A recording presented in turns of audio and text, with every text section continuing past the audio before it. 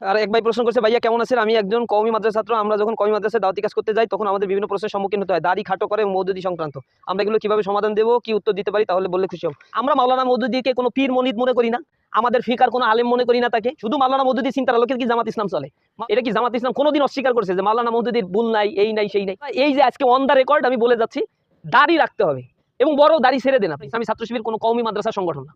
ইসলামী ছাত্র শিবিরে এখানে স্কুলের ছাত্ররা আসে, কলেজের আসে, ইউনিভার্সিটি আছে, মেডিকেলের ছাত্ররা আসে। এখানে ভার্সাটাইল ছাত্রদের একটা সন্নিবেশ ঘটে। এখন যারা এই কাজটা বলে কওমি মাদ্রাসায় যারা পড়ছে বা অন্য অন্য সরমনাই পীর সাহেবের যে সংগঠন বা অন্য যে সংগঠন, এই সংগঠনগুলো টোটালি কওমি মাদ্রাসা বেইজ একটা সংগঠন। তাদের এখান থেকে যে রিক্রুটমেন্ট হয় এটা প্রাতিষ্ঠানিকভাবে তাদেরকে দাড়ি রাখার ব্যাপারে বাধ্য করা হয়, উদ্বুদ্ধ করা হয়। সুতরাং তারা বাই প্রোডাক্ট ওই দাড়িওয়ালা লোকগুলো পায়। কিন্তু আমরা যে জায়গায় দাওয়াতি কাজ করি, স্কুল কলেজ ইউনিভার্সিটিতে, এখানে হাজারো প্রতিকূলতা আছে। দাড়ি রাখলে, বোরকা পরলে এখানে নানা ধরনের হ্যারাসমেন্টের শিকার হতে হয়। এইগুলোকে স্বীকার করে টাকনুর উপরে প্যান্ট পরা, দাড়ি রেখে এরপরে ছাত্রদেরকে এখানে নিয়ে আসতে হয়। আগে একটা মানুষের জন্য নামাজ ফরজ, রোজা ফরজ, ইসলামী আন্দোলন, জাকাত, এগুলো ফরজ না দাড়ি রাখা ফরজ? আল্লাহ রাসূল দাড়ির ফতোয়া কখন দিচ্ছে? পৃথিবীতে যত নবী রাসূল আসছে প্রথমে কি বলছে? তোমরা দাড়ি রাখবা আর বড় জুব্বা পরবা। পৃথিবীর কোন নবী রাসূলের স্লোগান এটা ছিল? নাজিমউদ্দিন এরবাকান সে ইসলামের জন্য কি ভূমিকা রাখছে? দাড়ি কতটুকু ছিল? সাইয়েদ কুতুব শহীদের দাড়ি কতটুকু ছিল? মক্কার অনেক ইমামের তো দাড়ি টুপি দাড়ি খুঁজে পাওয়া যায় না। এখন দাড়ি ইসলামের জন্য গুরুত্বপূর্ণ, এটা একটা স্টেজ আছে যে আমি তো আগে মানুষের অন্তরকে পরিবর্তন করে দেবো।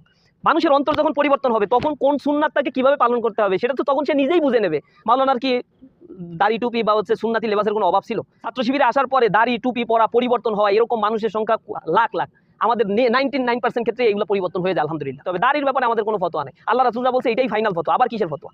ছাত্র শিবির কোনো ফতোয়া বোর্ড না। ছাত্র শিবির কোনো ওলামায়ে দেওবন্দের মতো করে ফতোয়া টতোয়া দিয়ে কোনো পরিবর্তনের জন্য এখানে সংগঠন করে না। ফতোয়া যেগুলো এস্টাবলিশ আছে, ইজমাই উম্মাহ আছে, কিয়াস আছে, কোরআনের ভিতরে আছে, আহলে রায় যেগুলো দিয়ে গেছে, এগুলাই আমাদের কথা। আমরা এগুলোর ভিতরে কোনো বিভাজন করি না। নতুনভাবে কোনো ফেরকা জন্ম দেওয়া আমাদের কাজ না। ছাত্র শিবির যারা করে এখানে আহলে সুন্নাত আছে, এই আহলে হাদিস আছে, এখানে হানাফি মাযহাবের লোক আছে, এখানে হাম্বলি মাযহাব পালন করে এরকম লোকও পাইছি, শাফিঈ মাযহাবের লোক পেয়েছি। আবার নিজেরা ইজতিহাদ করে কোনো মাযহাব মানতেছে না কিন্তু ইজতিহাদ করতে পারে এরকম আলেমও আমাদের মধ্যে আছে যে নিজে স্টাডি করে, কোরআন হাদিসে যেটা পায় ইজতিহাদ করার ক্যাপাসিটি আছে, সে সেটা পালন করছে। এটা যার সাথে মেলে মিলুক, না মিললে না মিলুক, তো সেই লোকও ছাত্র শিবির করতে পারবে, মোস্ট ওয়েলকাম। আমাদের এগুলো নিয়ে কোথাও এত রিজিডনেস নাই, এত ফারাক নাই, এত ডিফারেন্স আমরা করি না। এটা একটা বড় একটা আমব্রেলা, একটা ইসলামী রিভলিউশন করার জন্য আসছি, দলাদলি করার জন্য ইসলামী ছাত্র শিবিরের জন্ম হয়। আমার মনে হয় বুঝতে পারছেন। এখন আপনাকে কওমি মাদ্রাসায় দাওয়াতি কাজের ক্ষেত্রে যথাযথ জবাব দেওয়ার মতো ক্যাপাসিটি ডেভেলপ করতে হবে। কোরআন হাদিস নিজেকে পড়তে হবে। যে প্রশ্নগুলো মাওলানা মওদুদি নিয়ে করে, এই প্রশ্নের জবাবগুলো মাওলানা মওদুদির জীবন নিয়ে আসে। শুরুতে বলে মাওলানা মওদুদি তো এই কাফের হয়ে গেছে, সে মাওলানা কিসের মাওলানা, কোথায় পড়াশোনা করছে? আইল ঠেলা ঠেললে তো কাজ হবে না। আইল ঠেলা বুঝেন? আমার আইল এই জায়গা না, আমি আর একটু পাবো জমি, আইল ঠেলে আর সামনে আগাই দিলাম। আইল ঠেলার কাজ না, এলেমের জায়গায় আইল ঠেললে কাজ হবে না।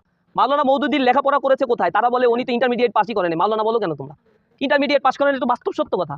এই সার্টিফিকেটের জোরে পরবর্তীতে ওসমানী বিশ্ববিদ্যালয়ে তাকে প্রভাষক পোস্টের জন্য অ্যাপয়েন্টমেন্ট দেওয়া হয়েছিল, কিন্তু তিনি সেই চাকরি করেন নাই। তার বড় ভাই আবুল খায়ের মওদুদি ওই বিশ্ববিদ্যালয়ের প্রকাশনা বিভাগের হেডের দায়িত্ব পালন করতেন। সুতরাং আমরা সংশোধন হয়ে যেতে প্রস্তুত আছি। এটা পড়লে বুঝবেন যে কি পরিমাণে চেষ্টা প্রচেষ্টা জামাতের পক্ষ থেকে এই কওমিদের সাথে দূরত্ব গোছানোর জন্য করা হয়েছে। এখনো পর্যন্ত আমরা কওমিদের মধ্যে দাওয়াতি কাজ করার ব্যাপারে, তাদের হাদিয়া দেওয়ার ব্যাপারে, মাদ্রাসাগুলোতে যাওয়ার ব্যাপারে এখনো পর্যন্ত উদার মানসিকতার পরিচয় আমরা দিয়ে যাচ্ছি। তাদেরকে বুকে টানার জন্য চেষ্টা করছি।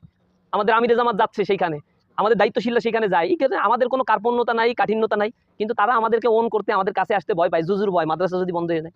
আমরা তাদের প্রতি সিম্প্যাথাইজড, আমরা তাদের জন্য সহমর্মী, আমরা তাদের ব্যথায় ব্যথিত, আমরা তাদেরকে ভালোবাসি। তারা আমাদের দিনী ভাই, তারা মুসলমান, এটুকুই আমরা বিশ্বাস করি। আর এক ভাই প্রশ্ন করছে, ভাইয়া কেমন আছেন? আমি একজন কওমি মাদ্রাসা ছাত্র। আমরা যখন কওমি মাদ্রাসায় দাওয়াতি কাজ করতে যাই তখন আমাদের বিভিন্ন প্রশ্নের সম্মুখীন হতে হয়, দাড়ি খাটো করে মওদুদি সংক্রান্ত। আমরা এগুলো কিভাবে সমাধান দেব, কি উত্তর দিতে পারি, তাহলে বললে খুশি হব। প্রথম কথা হচ্ছে, প্রিয় ভাই, আপনাকে একটু লেখাপড়া করতে হবে। লেখাপড়া না করলে এই প্রশ্নের উত্তর কেমনে দেবেন? আমি জানি না যে জাতীয় প্রশ্নের উত্তর প্রশ্ন কওমিদের আছে, সেই জাতীয় প্রশ্নের উত্তর আমাদের সদস্য এবং সাথী সিলেবাসের বইগুলোতে আছে। আপনি যদি সহি শুদ্ধভাবে পড়ে সাথী হন তাহলে প্রশ্নের উত্তর পারবেন, আর যদি গয়রে সহিভাবে হন তাহলে তো এই প্রশ্ন এখানে আসারই কথা। আল্লাহর রাস্তায় এখন গিয়ে একটু পড়বেন। মাওলানা মওদুদি নিয়ে যা প্রশ্ন তারা করে, এই প্রশ্নের সব জবাব মাওলানা মওদুদির জীবনী পড়লে পাবেন। মাওলানা মওদুদির যে গ্রন্থগুলো আছে, যে গ্রন্থগুলো নিয়ে তারা প্রশ্ন করে, তার অনুবাদ হয়েছে। উর্দু না পারলে বাংলায় পড়বেন, সবগুলা বইয়ের অনুবাদ হয়েছে। মাওলানা মওদুদির ব্যাপারে যে প্রশ্নগুলো করে সেই প্রশ্নের জবাব নিয়ে বই খাতা লেখা হয়েছে। এই বিষয়গুলো সুনির্দিষ্ট করা আছে। আমরা মাওলানা মওদুদিকে কোনো পীর মনিদ মনে করি না, আমাদের ফিকার কোনো আলেম মনে করি না তাকে। মাওলানা মওদুদি নিজেও আমাদেরকে এইভাবে নির্দেশনা দেননি। তিনি তার তাফহিমুল কোরআন যেটা লিখছেন, আমরা যেটা আপনাদেরকে পড়তে বলি, এই তাফহিমুল কোরআনের মালিক কি জামাত ইসলামী? আমি এর আগে একবার এসে বলছি না, এগুলো তো তার পরিবার মালিক। আমরা রয়্যালিটি ফি দিয়ে এটা ছাপাইতে হয়, আমরা কিনতে হয়। এটা তো সে নিজে আমাদের কাছে দেয়নি, সে এটা লেখার পরে বলছে এটা আমার নিজস্ব চিন্তার ফসল, এটাকে জামাত ইসলামের কোনো বই খাতা বানানো যাবে না। আমি আমি ব্যক্তি হিসেবে যা গবেষণা করেছি, আমি সেই গবেষণাগুলো চিন্তা লিখছি মুস্তাহিদ হিসেবে। তো ইস্তেহাদ করার কারণে আল্লাহ তো তাকে পুরস্কার দেবেন। এখন তার ইস্তেহাদের মধ্যে টুকিটাকি যে ভুলগুলো আছে সেগুলো আমাদেরকে স্কিপ করতে হবে। যেই চিন্তার রাজ্যে যে বিপ্লব সাধন করেছে সেগুলো আমরা অ্যাকসেপ্ট করছি। এখন শুধু মাওলানা মওদুদির চিন্তার আলোকে কি জামাত ইসলাম চলে? মাওলানা মওদুদির চিন্তা একটা, তিনি বানিয়ে জামাত, তিনি জামাত ইসলামের কনসেপ্টকে ডেভেলপ করেছেন, যার ফলে সারা পৃথিবীব্যাপী লক্ষ কোটি মানুষ ইসলামের ছায়াতলে এসেছে এবং ইসলামকে একটা রিভলিউশনারি একটা ধর্ম হিসেবে এই উপমহাদেশে মানুষ জানতে পেরেছে। যখন সুফিবাদের দৌরত্বের কারণে খানকা এবং মসজিদের মধ্যে ইসলাম চলে গিয়েছিল, পীর মুরিদি আর হচ্ছে তসবি টেপাটাই ইসলাম মনে করা হতো, সুদ জেনা ব্যভিচার ঘুষ এগুলোকে কোনো বাছ বিচাই করা হতো না, তখন মাওলানা মওদুদি ইসলামকে রিভাইভ করার জন্য, একটা বিপ্লবী চেতনাকে জাগ্রত করার জন্য তিনি কাজ করেছেন। সাধারণত যারা লেখালেখি করে এই মানুষগুলো ইসলামী আন্দোলনে সক্রিয় হতে পারে না, যারা এলেম চর্চা করে। যেমন কামাল উদ্দিন জাফরি হুজুরের কথা বলি, আল্লামা দেলোয়ার হোসেন সাইদি সাহেব ছিল, তারপরে হচ্ছে আব্দুল শহীদ নাসিম ভাই বর্তমানে লেখালেখি করে, এরকম আরও চিন্তাশীল মাওলানা আব্দুর রহিম সাহেব, এরকম চিন্তাশীল মানুষ অনেকে আছে না, যারা অনেক বই লিখছে, কিন্তু ইসলামী আন্দোলনের প্র্যাকটিক্যাল সংগঠন অর্গানাইজেশনের ক্ষেত্রে তাদের কন্ট্রিবিউশনটা কিন্তু কম। মাওলানা দেলোয়ার হোসেন সাইদি হয়তো ফিগারের কারণে ওরকম, কিন্তু তার organisation as a whole organisation চালানোর ক্ষেত্রে ক্যাপাসিটি কম ছিল। তিনি স্টাডি করতেন প্রচুর পরিমাণে এবং ওইখানেই সময় দিতেন। তিনি এলমিয়াতের জগতে তার অনবদ্য অবদান ছিল। সাধারণভাবেই আলেম যারা হয়, কেতাবি আলেম হয়, তারা লেখালেখি করে এই অঙ্গনে থাকে, কিন্তু আলেম লেখালেখি করছে আবার একটা সংগঠন দাঁড় করিয়েছে, একটা রিভলিউশনের কাজ করছে, এরকম প্যারালালি সাধারণত চলে না। এটা খুবই রেয়ার একটা কেস, খুবই রেয়ার, খুব কম পাওয়া যায় বাংলাদেশে, এরকম পাবেনই না, একেবারেই নাই বললেই চলে, হাতে গোনা দুই একটা জায়গায় দুই একজন। এরকম একটু স্ক্যান করেন তো কয়জনকে আপনারা পান? মাওলানা আব্দুর রহিম সাহেব, আব্বাস আলী খান, এনারা অর্গানাইজেশন করছে, কিন্তু অর্গানাইজেশনের কাঠামো ডেভেলপ করা, নতুন নতুন কিছু সৃষ্টি করে ফেলা এটা না, প্রাপ্ত অর্গানাইজেশনকে তারা লিড দিয়েছেন, কিন্তু সংগঠন তৈরি করা, সংগঠন গোছানো, সংগঠনের মূল জায়গায় থেকে নেতৃত্ব প্রদান করা, এই জায়গা দুইটা, এলমিয়াত এবং এই অর্গানাইজেশন দুইটা সাইমালটেনিয়াসলি চালানো, এই লোকের সংখ্যা বাংলাদেশ কেন সারা পৃথিবীতেই নিহায়েত কম। এটা হয় না সাধারণত। মাওলানা মওদুদির ক্ষেত্রে এটা একটা এক্সেপশনাল একটা বিষয় ছিল। তিনি যে জায়গায় হাত দিয়েছেন সেইখানে লেখছেন, এলেম অর্জন করছেন, অর্গানাইজেশন দাঁড় করিয়েছেন, আন্দোলন করিয়েছেন, ফাঁসির কাস্টে গেছেন, তারপরে মানে জেল খাটছেন, করেন নাই কি ভার্সাটাইল একটা বিষয়। সাইয়েদ কুতুব শহীদের নাম শুনছেন না? তিনি ইখওয়ানুল মুসলিমিনের কোন দায়িত্বে ছিলেন? কিছুই তো ছিলেন না, সে থিওরি দিয়ে গেছে, লেখালেখি করে দিয়ে গেছে। ইখওয়ানুল মুসলিমিনের তো সে কোনো দায়িত্বে ছিল না। হাসানুল বান্না একটু এক্সেপশনাল ছিল, কিন্তু হাসানুল বান্নার চিন্তা, বই খাতা আর মাওলানা মওদুদির বই খাতা আলাদা না। হাসানুল বান্নার হাতে গোনা কয়টা বই তিনি লিখছেন, যা বক্তব্য দিয়েছেন তাই বই আকারে বের হয়েছে। তিনি ছিলেন অর্গানাইজার, অ্যাজ এ অর্গানাইজার হিসেবে তিনি যা করার ইখওয়ানুল মুসলিমিনে তাই করেছেন। মাওলানা মওদুদির কেসটা হচ্ছে সম্পূর্ণ একটা ভিন্ন একটা কেস। আমার কথা মনে হয় বুঝতে পারছেন আপনারা? তো সেই ক্ষেত্রে দুইটা যখন সাইমালটেনিয়াসলি চলে, তখন কিছু কিছু ক্ষেত্রে কিছু ভুল ত্রুটি থাকতেই পারে। এটা কি জামাত ইসলাম কোনোদিন অস্বীকার করছে যে মাওলানা মওদুদির ভুল নাই, এই নাই সেই নাই? তো যেই জায়গাগুলো ভুল আছে সেটা তো আমরা ধরাই দিতে বলি আলেমদেরকে। এটা ধরায় না দিয়ে যখন শুধু সমালোচনা করে, গোয়ার তুমি করা হয়, তখনই হচ্ছে সমস্যাটা বাধে। উদার মানসিকতা নাই, একসাথে বসার চিন্তা নাই, ভুল ধরানোর যে অবস্থা সেই জায়গা নাই। কওমি আলেম যাদের কাছে দাওয়াত আপনারা পৌঁছেন, একটা বই আমি একটু পড়তে বলবো, অনেক বই আছে, একটা আছে ইসলামী ঐক্য আন্দোলনের ইতিহাস, কামিয়াব পাবলিকেশন থেকে বের করে, এখন এটা বন্ধ করে দিচ্ছে কিছুটা। ইসলামী ঐক্য আন্দোলনের ইতিহাসের ক্ষেত্রে ইতিহাসটা পড়লে আপনারা বুঝবেন জামাত ইসলামী কি ধরনের কাজ করেছে এই ঐক্যের ক্ষেত্রে। আর দ্বিতীয় হচ্ছে মাওলানা মওদুদির গোলাম আজম স্যারের একটা বই আছে, জীবনে যা দেখলাম, এই বইটা একটু পড়বেন। দ্বিতীয়ত হচ্ছে কওমি আলেমদের যে ধরনের বিষয়গুলো নিয়ে প্রশ্ন থাকে, দাড়ি সংক্রান্ত বিষয় নিয়ে প্রশ্ন থাকে, তো দাড়ি সংক্রান্ত বিষয়ে আপনারা যারা দাওয়াতি কাজ করতে যান, দাড়ি ছেড়ে দেন। সংগঠন কোনোদিন কোনো প্রোগ্রামে আপনাদের কি কোনোদিন বলছে যে দাড়ি রাখা, দাড়ি ছোট রাখা অথবা কাটা এটা জায়েজ আছে, এরকম কোনো ফতোয়া সংগঠনের পক্ষ থেকে কোনোদিন দিছে কাউকে? আমরা এই যে আজকে অন দ্য রেকর্ড আমি বলে যাচ্ছি, দাড়ি রাখতে হবে এবং বড় দাড়ি ছেড়ে দেন আপনি। হাদিসের মধ্যে বলা হয়েছে খলিফুল মুশরিকিন ওয়াহফিরুল লিহা ওয়াহফুশ শাওয়ারিব, তোমরা মুশরিকদের মতো হয় না। এটা অনেক গুরুত্বপূর্ণ একটা হাদিস এবং মাশহুর হাদিস। এই হাদিসটা অসংখ্য গ্রন্থের মধ্যে আসছে, সহি রিওয়ায়াতে বর্ণিত হয়েছে। নাসিরুদ্দিন আলবানী এটাকে তাহকিক করেছেন সহি হাদিস হিসেবে। আল্লাহ রাসূল বলছে খালিফুল মুশরিকিন, মুশরিকদের সাদৃশ্য তোমরা হয়ো না। মুশরিক মানে মালায়নরা হচ্ছে দাড়ি আছে, একেবারে ছেঁচে টেছে ক্লিন শেপ হয়ে যায়, তোমরা তাদের মধ্যে হয় না। অফিরুল লিহা ওয়াহফুস শাওয়ারিব, অফিরুল লিহা ওয়াহফুস শাওয়ারিব, তোমরা গোফকে খাটো করো আর দাড়িকে তোমরা ছেড়ে দাও। এখন দাড়ি ছেড়ে দেওয়ার ব্যাপারে ইখতিলাফি মাসালা আছে। কোনো আলেম বলছেন যে দূর থেকে যদি বোঝা যায় অন্তত 40 হাত দূর থেকে যে তার মুখে দাড়ি আছে তাহলেই যথেষ্ট। কেউ বলছেন যে না, এক মুষ্টি দাড়ি থাকতে হয়। কেউ বলছেন যে দাড়ি যতটুকু হোক কোনো সমস্যা নাই। কিছু কিছু আলেম বলছেন যে একটু সাজিয়ে গুছিয়ে রাখতে হবে, যেটা থাকলেই বলে তাকে দাড়ি আছে, কোনো প্রশ্ন করবে না। এর বাইরে বড় বড় দাড়ি হলে এটা সেটে সেটে পরিষ্কার পরিচ্ছন্ন সুন্দর থাকতে হবে। এবং নানা ফতোয়া দাড়ি লম্বা ছোট নিয়ে আসে। দাড়ি রাখা না রাখার ব্যাপারে ইসলামী ছাত্র শিবিরের বক্তব্য হচ্ছে যাদের বয়স হয়েছে এবং দাড়ি উঠছে দাড়ি সবাই রাখতে হবে। এখন ব্যক্তিগতভাবে যদি এবাদত কেউ না করে সেটার দায়িত্ব ইসলামী ছাত্র শিবির নেবে না, কারণ ইসলামী ছাত্র শিবির কোনো কওমি মাদ্রাসার সংগঠন না। ইসলামী ছাত্র শিবিরে এখানে স্কুলের ছাত্ররা আসে, কলেজের আসে, ইউনিভার্সিটি আছে, মেডিকেলের ছাত্ররা আসে, এখানে ভার্সাটাইল ছাত্রদের একটা সন্নিবেশ ঘটে। এখন যারা এই কাজটা বলে কওমি মাদ্রাসায় যারা পড়ছে বা অন্য চরমনাই পীর সাহেবের যে সংগঠন বা অন্য যে সংগঠন, এই সংগঠনগুলো টোটালি কওমি মাদ্রাসা বেইজ একটা সংগঠন। তাদের এখান থেকে যে রিক্রুটমেন্ট হয় এটা প্রাতিষ্ঠানিকভাবে তাদেরকে দাড়ি রাখার ব্যাপারে বাধ্য করা হয়, উদ্বুদ্ধ করা হয়। সুতরাং তারা বাই প্রোডাক্ট ওই দাড়িওয়ালা লোকগুলা পায়। কিন্তু আমরা যে জায়গায় দাওয়াতি কাজ করি স্কুল কলেজ ইউনিভার্সিটিতে, এখানে হাজারো প্রতিকূলতা আছে। দাড়ি রাখলে বোরকা পরলে এখানে নানা ধরনের হ্যারাসমেন্টের শিকার হতে হয়।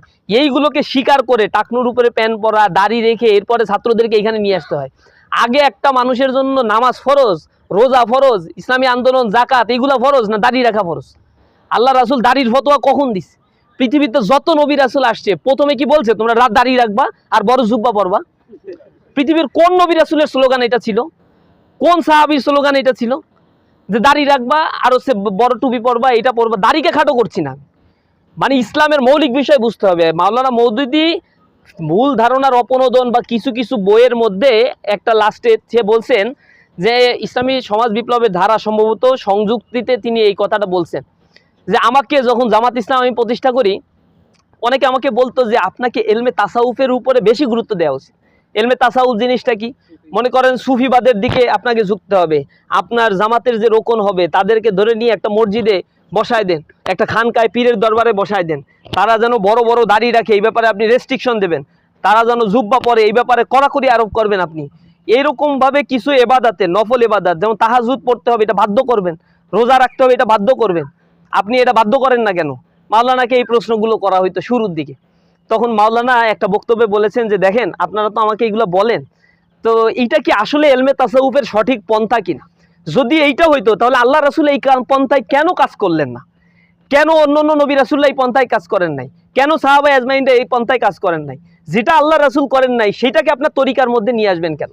ইসলামের মূল বিষয়টা হচ্ছে সে হালাল এবং হারাম বাছাই করে চলবে, সৎ এবং অসতের মধ্যে পার্থক্য সেটা বুঝবে। এখন একজন ব্যক্তি খায় মানে দাড়ি টুপি আছে, সিগারেট খায়, হারাম খায়, সুদ খায়, জেনা করে, ব্যভিচার করে, এই মানুষের দাড়ি টুপির কি মর্যাদা আল্লাহর কাছে আছে বলেন? নাজিমউদ্দিন এরবাকান সে ইসলামের জন্য কি ভূমিকা রাখছে? দাড়ি কতটুকু ছিল? সাইয়েদ কুতুব শহীদের দাড়ি কতটুকু ছিল? মক্কার অনেক ইমামের তো দাড়ি টুপি দাড়ি খুঁজে পাওয়া যায় না। এখন দাড়ি ইসলামের জন্য গুরুত্বপূর্ণ, এটার একটা স্টেজ আছে এবং এইটাকে কড়াকড়ি আরোপ করা যদি আমাদের দায়িত্ব হতো তাহলে এটা আল্লাহ কোরআন শরীফের মধ্যে ফরজই করে দিতেন।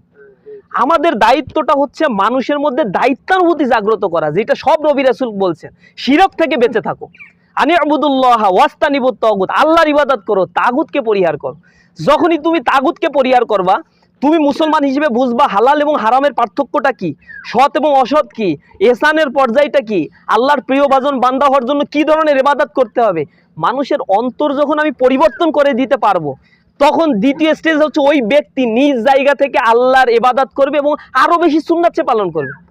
ইসলামী ছাত্র শিবিরের যারা বের হয়ে গিয়েছে দায়িত্বশীল, এখন বিভিন্ন পর্যায়ে জামাতের দায়িত্ব পালন করে, তারা সুন্নাতি জীবনযাপন করতেছে না?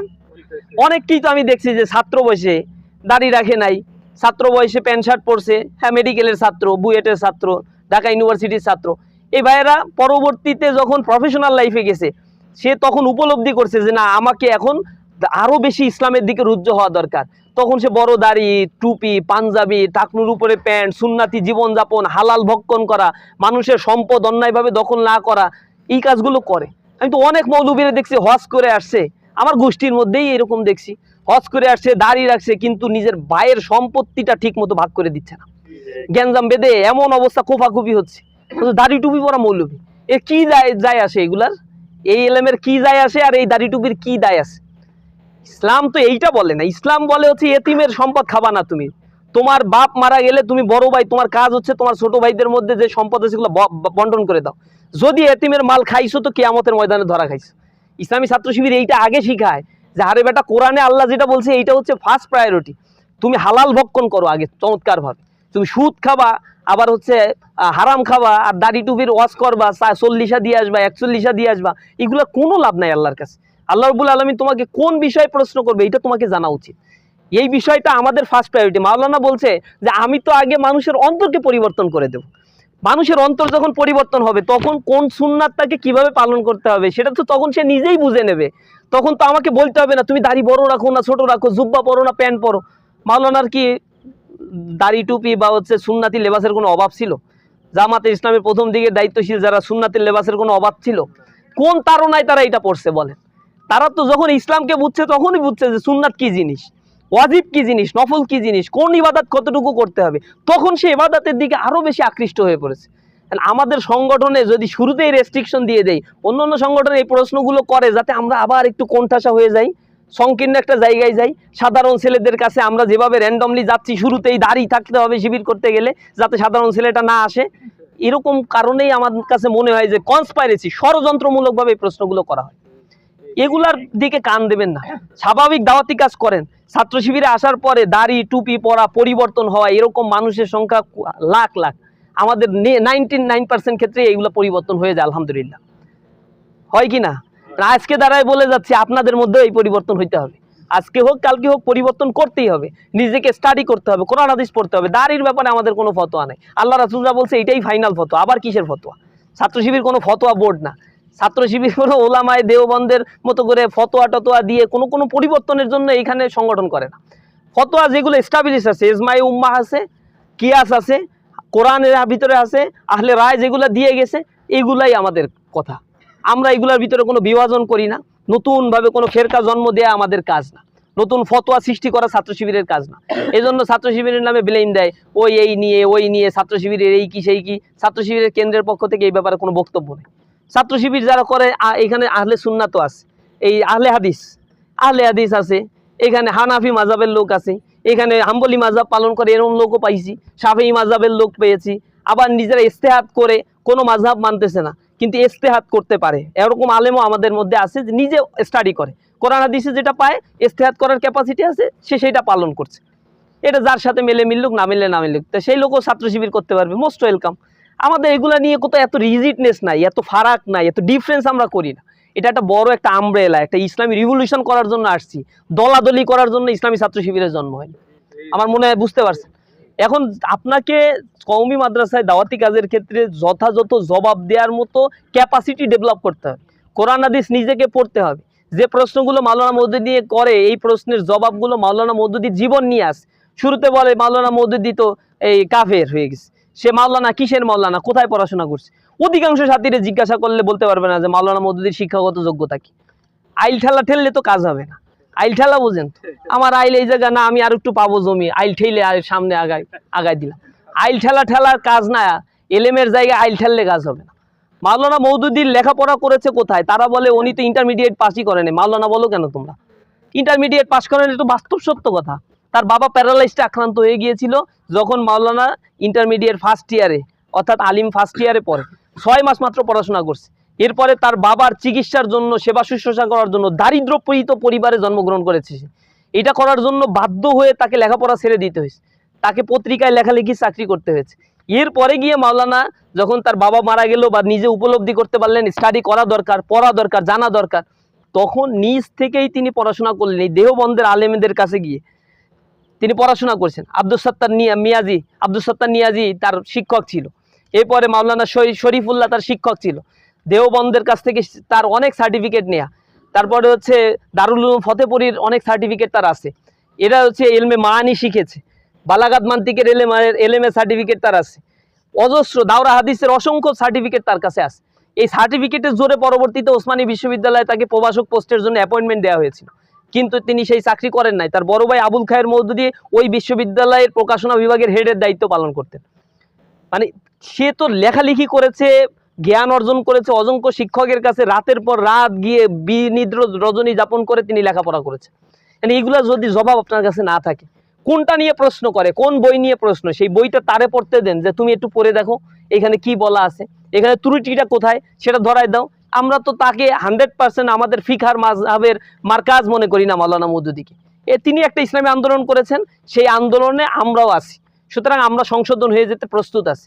এই ব্যাপারে অধ্যাপক গোলাম আজম স্যার কওমি আলেমদের পেছনে দীর্ঘ সময় ব্যয় করেছেন, যেটা আমি আপনাদের বলছি, ওই বইটা অবশ্যই পড়বেন। এটা হচ্ছে ইসলামী ঐক্য আন্দোলনের ইতিহাস। এটা পড়লে বুঝবেন যে কি পরিমাণে চেষ্টা প্রচেষ্টা জামাতের পক্ষ থেকে এই কওমিদের সাথে দূরত্ব গোছানোর জন্য করা হয়েছে। এখনো পর্যন্ত আমরা কওমিদের মধ্যে দাওয়াতি কাজ করার ব্যাপারে, তাদের হাদিয়া দেওয়ার ব্যাপারে, মাদ্রাসাগুলোতে যাওয়ার ব্যাপারে এখনো পর্যন্ত উদার মানসিকতার পরিচয় আমরা দিয়ে যাচ্ছি, তাদেরকে বুকে টানার জন্য চেষ্টা করছি। আমাদের আমিরে জামাত যাচ্ছে সেইখানে, আমাদের দায়িত্বশীলরা সেখানে যায়, এই কারণে আমাদের কোনো কার্পণ্যতা নাই, কাঠিন্যতা নাই, কিন্তু তারা আমাদেরকে ওন করতে, আমাদের কাছে আসতে ভয় পায়, জুজুর ভয়, মাদ্রাসা যদি বন্ধ হয়ে যায়, এরকম নানা ধরনের ভয় আছে। জামাত শিবিরের তো এত ভয় নাই। অনেক সংগঠন আছে দেখবেন যে একটা বিবৃতি দিতে ভয় পায়, বিবৃতি দিলে যদি আমাদের উপরে আবার সরকার এসে চেপে বসে ওই ভয়তে। তো এটা আমরাও বুঝি যে ভয় আছে এদের, আমাদের দরকার নাই যে একজন মানুষকে বিপদে ফেলে আমার নামে একটা বিবৃতি দেয়ানো। আমাদের এত দুর্বল আমরা না, আমাদের পক্ষে কেউ বিবৃতি দিলেও সই, না দিলেও সই। আমরা তাদের প্রতি সিম্প্যাথাইজড, আমরা তাদের জন্য সহমর্মী, আমরা তাদের ব্যথায় ব্যথিত, আমরা তাদেরকে ভালোবাসি। তারা আমাদের দিনী ভাই, তারা মুসলমান, এটুকুই আমরা বিশ্বাস করি।